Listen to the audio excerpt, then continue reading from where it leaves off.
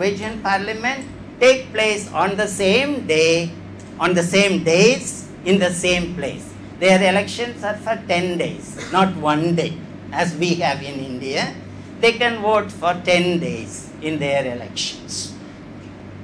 So the Norwegian parliament has constructed the Sami parliament building and has a special Sami Act under which the Sami parliament becomes a legal entity, and every year Norwegian parliament gives a certain percentage of their annual budget to Sami parliament and does not interfere on the spending of it. Sami parliament has to only give accounts to the Norwegian parliament, and Norwegian parliament has no right to decide on how this money should be spent by the Sami parliament.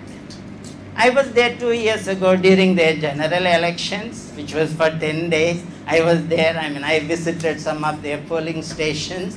It was very interesting. They took me inside and there was no problem. After visiting for about 3 days, I asked some of the candidates. It was very interesting to see their campaign and compare it with the type of campaign that we have. So finally, many candidates came together for a discussion. I asked them, but I am surprised. All these 3 days, I did not see a policeman in your polling stations. How do you manage? They were surprised more than I was. So they asked, police, what is the connection between election and police? So there was no need. Polling was so peaceful, and we don't see this type of campaigns that are going on here. It's so much of violence and compulsion. So that is the way they practice their proportionate electoral system. Nepal is the newest entrant into proportionate electoral system after having gone through a tumultuous period of monarchy and royalty and Maoist regime. It was actually the Maoists who were in the forefront to introduce proportionate electoral system. But in the rest of the world, it is understood that Maoists brought proportionate electoral system to Nepal. That's not very true. It was a lot of people's movements that were behind the Maoists, pressing for proportionate electoral system, and finally that came. What are the advantages? Now, till then, in the previous 2 elections under the FPTP system, only one Dalit candidate was elected. Under the proportionate electoral system now, 39 Dalits are elected into the parliament.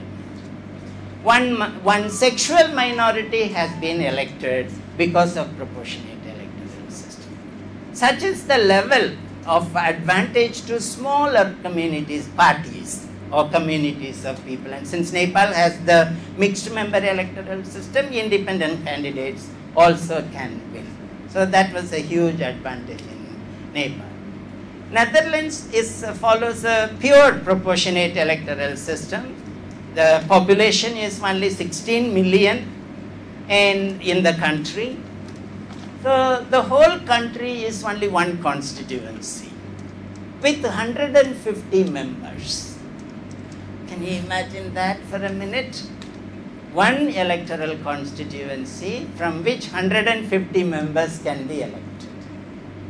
So all the 150 members are elected according to the percentage of votes that their parties gain. And votes are to the candidates. The candidates' votes are given to the party, calculated. Whichever party a candidate belongs to, that party gains that much of percentage of votes, and the party becomes eligible to send representatives. Now suppose one candidate is hugely popular and his direct vote is a lot, then one candidate in Netherlands requires only about 66,000 of votes to win. That is the threshold that they have fixed.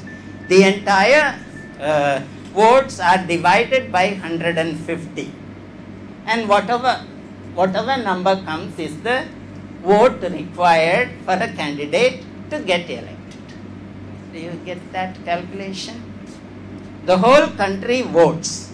The number of votes that are totally polled are divided by 150, which is the number of members of parliament. Then generally it comes to about 66,000. And whichever candidate gets 66,000 is declared a winner.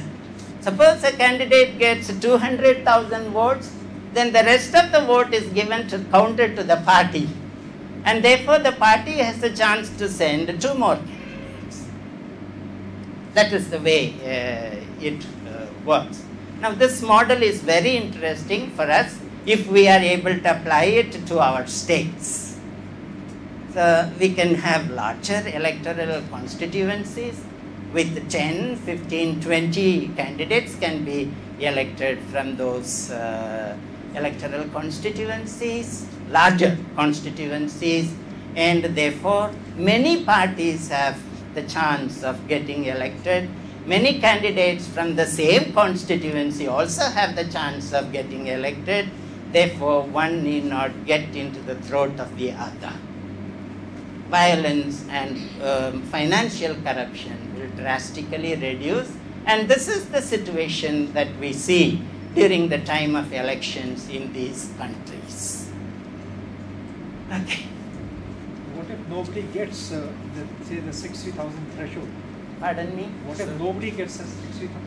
What if nobody gets the 60,000 threshold which we were just talking about? Then they are not eligible. The votes will be further reallocated to the other candidates who have a slight less margin, and they will be declared elected, or will be given to a party so that its percentage will increase and they can send 1 more member, so that we have more stable government. This was the question that I asked their election commission and the electoral systems experts also.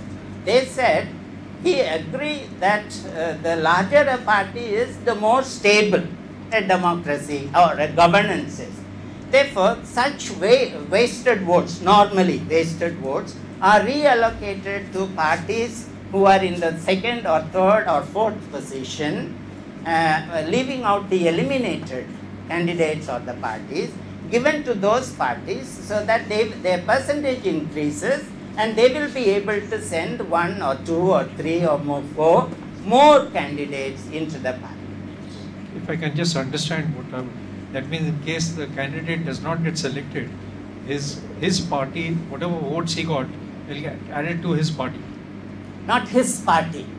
Suppose there is a party that does not manage to get 66,000 votes, which is the minimum requirement for a party to enter into a parliament. Then this 60,000 votes, let us say, will be given to the party in the 3rd rank. And that party's percentage will increase. So they will be able to send perhaps 2 more candidates into the parliament.